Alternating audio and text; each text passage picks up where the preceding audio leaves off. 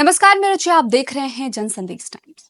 उत्तर प्रदेश को लेकर लोकसभा चुनाव के एग्जिट पोल रुझान सामने आ गए हैं। तमाम एग्जिट पोल एजेंसियों के परिणाम को देखकर एक बात का सहज अंदाजा लगाया जा रहा है कि पार्टी भारतीय जनता पार्टी को प्रदेश में बड़ी बढ़त मिल रही है। लोकसभा चुनाव के एग्जिट पोल परिणाम पर गौर करें तो भाजपा लोकसभा चुनाव 2019 के परिणाम को पार करती नजर आ रही है। वहीं कुछ एजेंसियों लोकसभा चुनाव 2014 के परिणाम के पार भरी एनडीए को पहुंचाना दिखा रहा है। इस प्रकार के आंकड़े साफ करते हैं कि पार्टी को प्रदेश में पकड़ कमजोर हुई नहीं है। अगर एग्जिट पोल सर्वे के आंकड़े चुनाव परिणाम में बदलते हैं तो इससे साफ होगा कि यूपी में योगी आदित्यनाथ के नेतृत्व वाली सरकार के प्रति लोगों का भरोसा अभी भी बना हुआ है।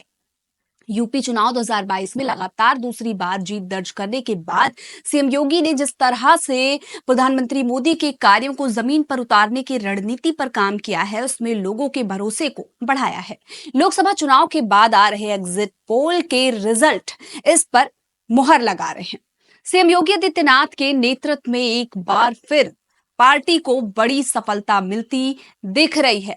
अनुमान के मुताबिक भाजपा 65 से 75 और विपक्षी गठबंधन इंडिया 5 से 15 सीटों पर दर्ज कर सकती है जीत। और भारतीय जनता पार्टी की सफलता के पीछे सबसे बड़ी वजह बेजोड़ रणनीति रही। प्रदेश की सीटों को ग्रुप में बांटकर जीत की रणनीति तैयार की। यूपी को विभिन्न भागों में बांटा गया।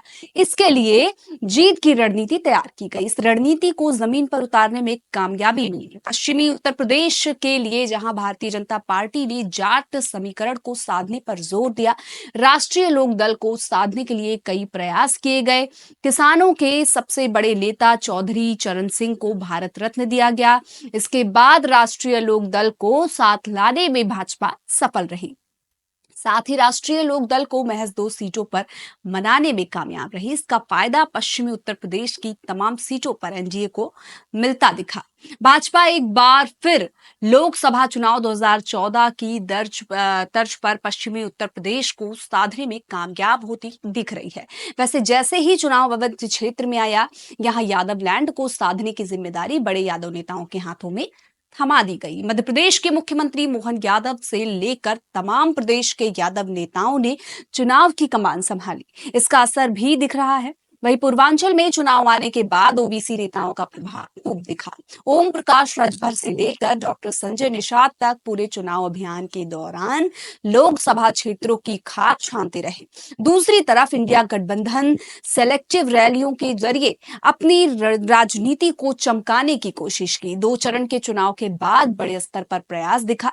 यूपी की 80 लोकसभा सीटों पर दिल्ली की गड्डी का एंट्री पॉइंट माना जाता है।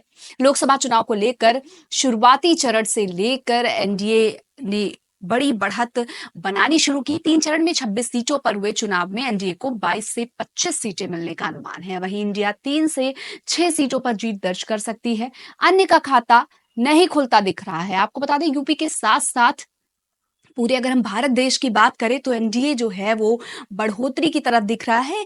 ये एग्जिट पोल के मायने क्या होते हैं हम आपको बता दें, तो ये एक तरह से अनुमान लगाया जाता है कि काउंटिंग से पहले अनुमान लगाया जाता है कि कौन सी पार्टी जीत की ओर बढ़ रही है। फिलहाल आपको बता दें कि अभी कुल मिलाकर देखा जाए तो बीजेपी यानी एनडीए ही बढ़ोतरी की तरफ दिख रही है। और इसको लेकर विपक्षियों के तमाम तरह के बयान भी सामने आ रहे हैं। और ये एग्जिट पोल कितने प्रतिशत सच होता है ये तो देखना हम होगा। फिलहाल आपको बता दें कि अगर एग्जिट पोल की बात करें तो बीजेपी अपनी रणनीति में सफल नजर आ रही है। फिलहाल के लिए बस इतना ही। ऐसी और चुनाव संबंधी जानकारी के लिए हमारे साथ बने रहिए और देखते रहिए जन संदेश टाइम्स। हमारे चैनल को लाइक, सब्सक्राइब और शेयर जरूर करें।